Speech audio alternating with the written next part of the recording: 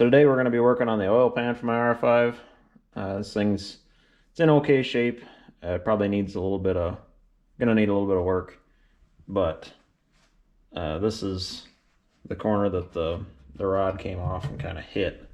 This pan was already modified before, and it would have been a square in here, but they put this kind of fillet in there to, I'm assuming, for clearance and whatever chassis they had it in prior to me. But that's not going to hold vacuum, much less oil, so we're going to have to fix that. And we'll probably have to drill out some other oil provisions on the back here, since all of the pickups are on the passenger side. This is not a roundy round engine anymore, so we're gonna convert it to a street application. So I'm gonna have to move something over to this corner so that when I take a left-hand turn or a right-hand turn, right hand, all the oil sloshes this way and I don't have any oil pressure after that. So we're gonna have to fix that. But through the power of video editing magic, this pan is magically gonna be clean now. And just like that, our oil pan is clean. Now you're probably thinking, wow, that's really clean. You must have spent some time polishing that. And no, it's actually just stainless, which is kind of heavy, but it cleans really well. And it's kind of easy to see where stuff gets lodged or stuck. So I guess it's okay. And I actually had the guys that fixed this oil pan had some sort of coating sprayed on here. I couldn't brush it off, so I had to burn it off and then kind of scrub on it. So it probably was okay. It probably wouldn't have come off and caused any harm, but I really don't like foreign things in my oil pan.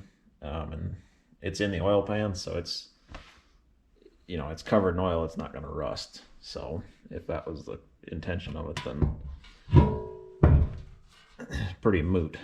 So now we're going to start banging on the outside of this thing and kind of pound this back into place, and then I'll weld that and show you that. But I don't have, as you can see, it's a little bit warped there. I'll have to kind of pound that back flat. I don't actually have my block here to lay it on and see if I get it all flat, but we should be able to get it.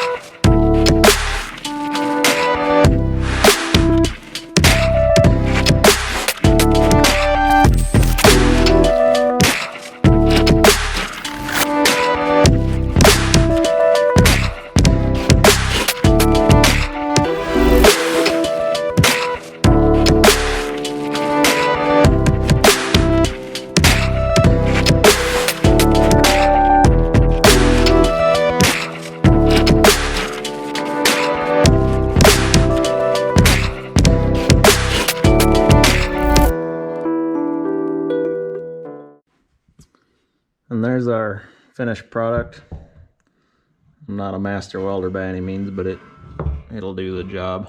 We'll throw something on it outside to coat it so doesn't rust in the weather, but the inside we will leave. Inside we'll leave bare. I just kind of scrubbed it up a little bit to get the slag off, and then obviously we'll clean this pan again, but she should be ready to go now. So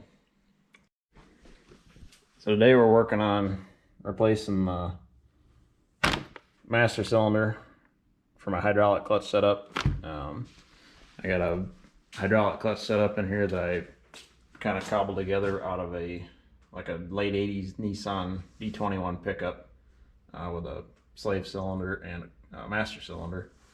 It actually has worked fairly well for what I've been using it for. I think she's kind of tired now, just being the slave cylinder is actually down there in kind of all the heat, and it's kind of burned up the seals, and the fluid's gone bad, so I think it's actually taken out the master cylinder too. So we're gonna replace that today. It's worked for probably 5 or 6 years, but this is just some stuff we're gonna take care of while we're waiting for my block to be done at the machine shop. And in other news, I went out and bought this over the weekend. This is a 8V71 Detroit supercharger. Haven't quite figured out what I'm going to do with that yet, but yeah, I thought it was crossed my mind for potential on this R5, but we're going to stick with any high RPM power for now. And maybe this is going to be a rainy day project. It's not actually set up for gasoline yet. It's just as you would have taken it off of a Detroit diesel. So found it on Facebook and decided I couldn't live without it. So we're gonna stick it on the shelf or work on it when I have nothing else to do. But for now, we're gonna work on that, and here we go.